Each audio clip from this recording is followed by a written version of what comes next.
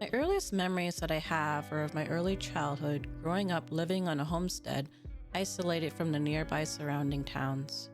I lived on an isolated homestead tucked away in a dense forest with my mother, father, and little brother in order to be away from prying eyes.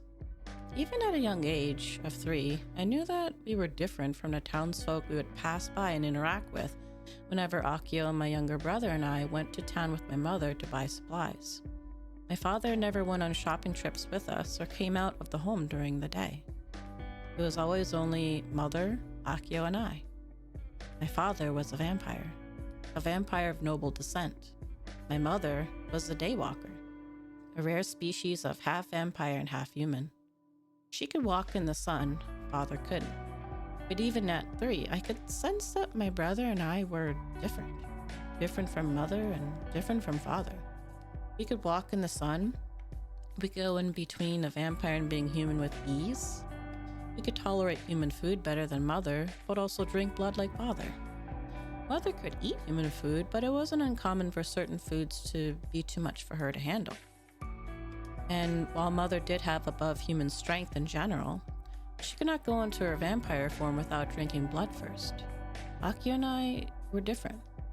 We were an unspoken and unheard of existence, children born between a vampire of high nobility and a mother who was a rarely seen daywalker. Father would describe us as true daywalkers, beings that had abilities that any vampire would envy. My little brother and I had the abilities and strength of a vampire and none of the weaknesses. The ability to walk in the sun and immunity to holy objects. As one would expect, our existence was something to be kept hidden. Market trips started with a lecture on staying human form and never do anything vampire-like when around humans and out during the day. Akio and I always assumed that was why we lived on an isolated homestead secluded from surrounding villages, because we were different, we were special. It wasn't until that fateful and tragic night I learned that there was a darker reason why we lived the way we did.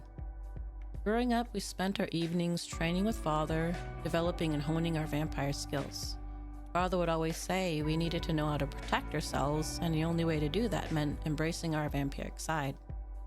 Mother, on the other hand, although she agreed we needed to protect ourselves, would teach us the ways of stealth and disguise in order to blend in with the human world during the day. We lived a peaceful and secluded life up until about my vampiric age of 9, spending days and nights training with mother and father, while also bonding as a family in our simple secluded life. On the night of my little brother's 6th birthday, my life changed forever. It was late, maybe sometime after 2 a.m., as we sat around the fireplace, telling funny stories as Akio excitedly played with his new toys. It was natural for us to stay up late, as to spend time with father and wake up in the early afternoon. I pranced around mimicking different animal sounds and movements in an effort to elicit laughs from my family. The warm and happy faces of laughter in my parents' faces quickly turned to stone cold and serious.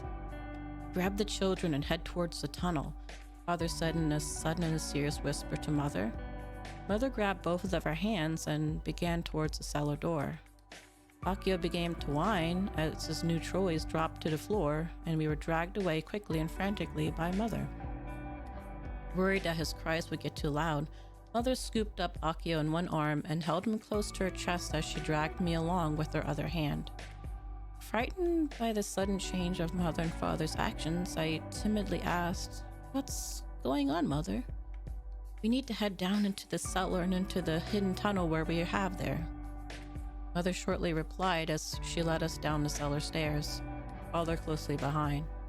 "But why?" I asked. "The bad vampire Mummy told you about has seemed to have found us, but don't worry. Daddy will set off the trap. I've spent years developing that, and it should allow us to get away," Mother replied as she slid open the inconspicuous door that had looked like to be an ordinary wall. And then we heard it. A bone-chilling voice that sent shivers down my spine. "It took me almost a century to hunt you down, my backstabbing son.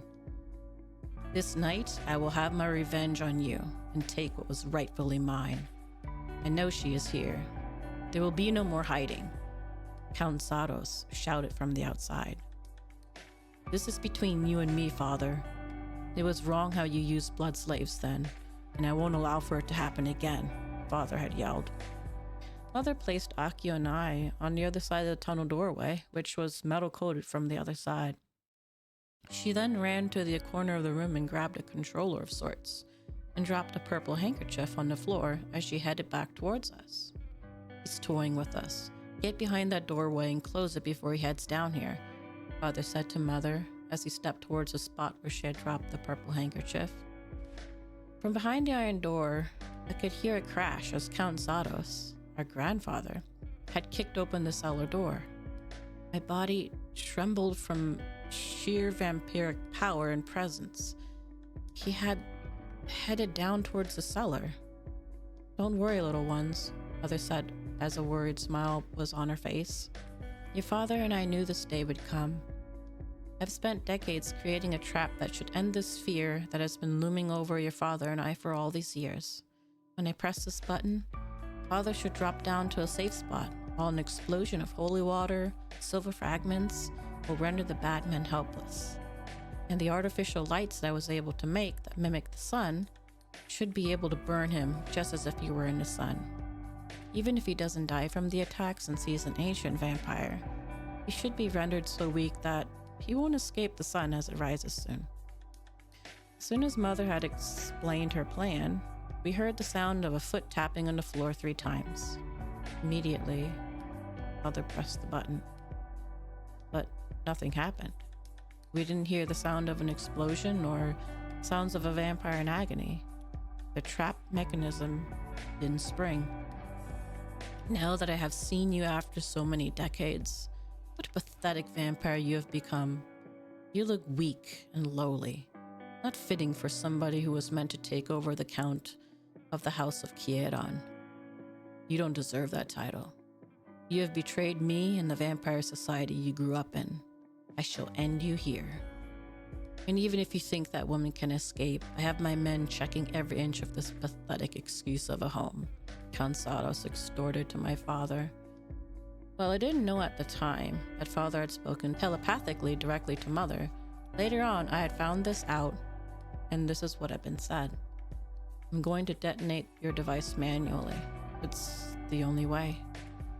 You and I both know this. With his rage and strength, along with his henchmen, there's no way we're getting out of this. I cannot let these children face the same thing you did when I met you.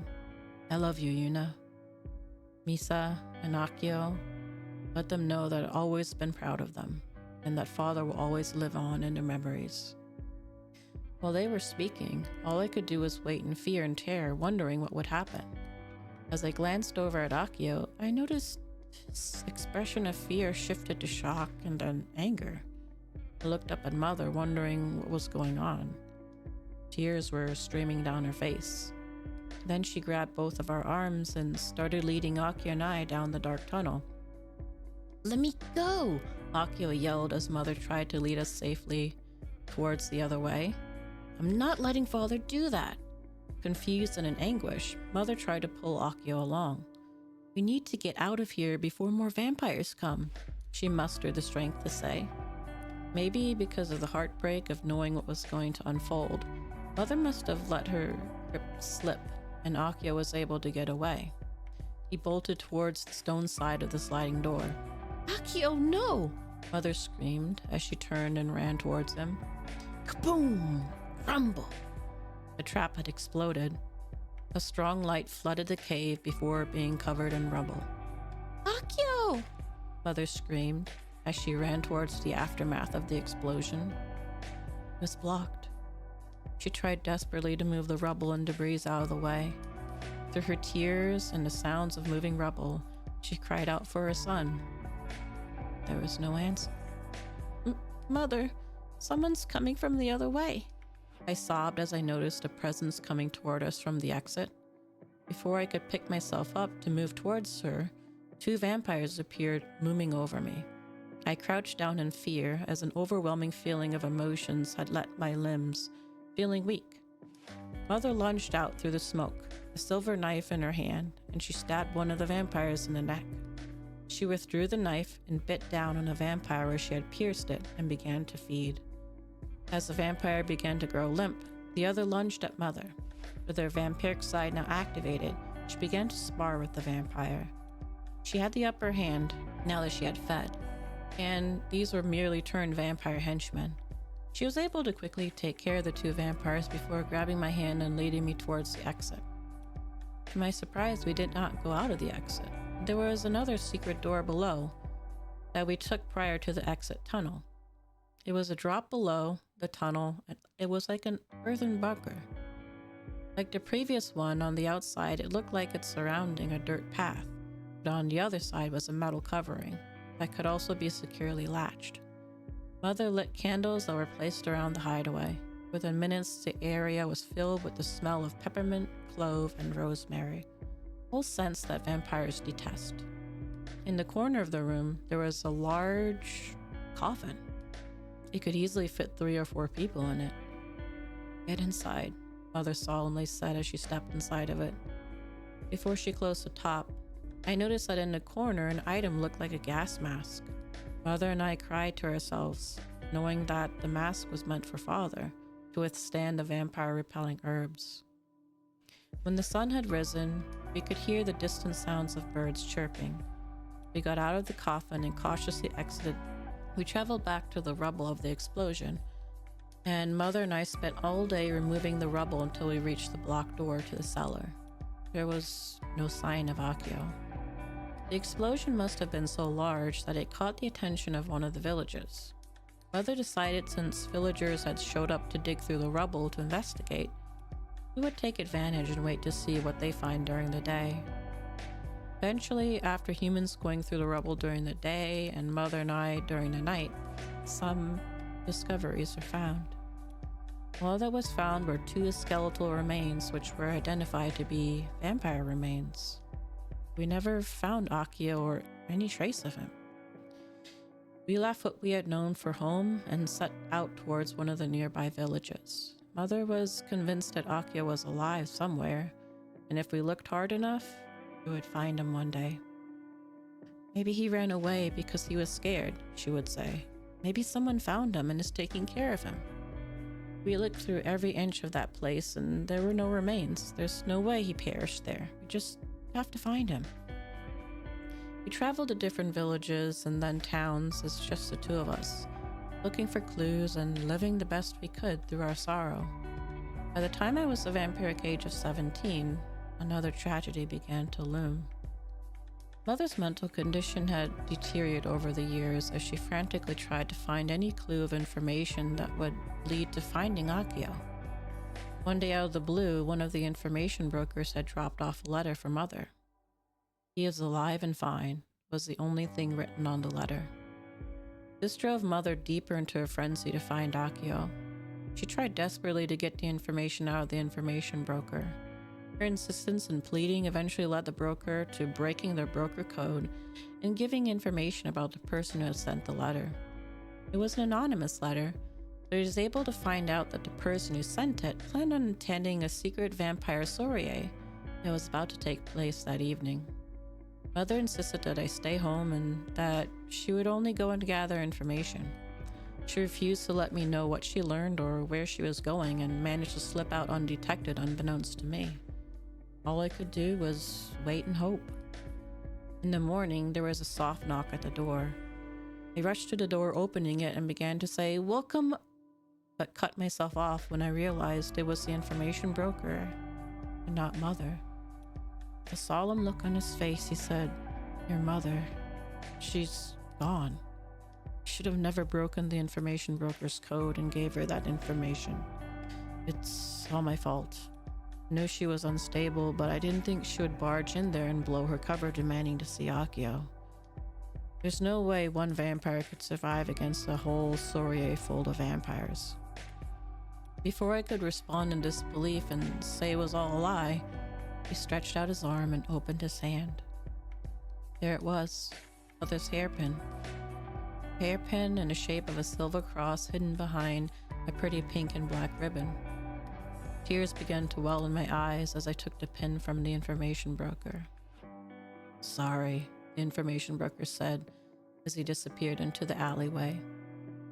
After many days and nights of sorrow and feeling alone, with just me and the bioengineered cat that my mother had made, a vampiric cat, to be my friend, I decided I had to continue what Mother started. I tried to get information out of the broker, but he was insistent on saying nothing. He wanted nothing to do anymore of his clients dying. He spent his time showing me to access my mother's assets, the ins and outs of surviving on my own. After he figured I was knowledgeable enough to live on my own, the information broker disappeared from town. Since that time, I spent decades blending into human society while on my quest to find Akio. I'm sure he's out there somewhere, and I know it's a difficult task because we were both raised to hide our identities and to blend into society, which makes it difficult to find somebody who was born special and sets them apart. End introduction lore memories.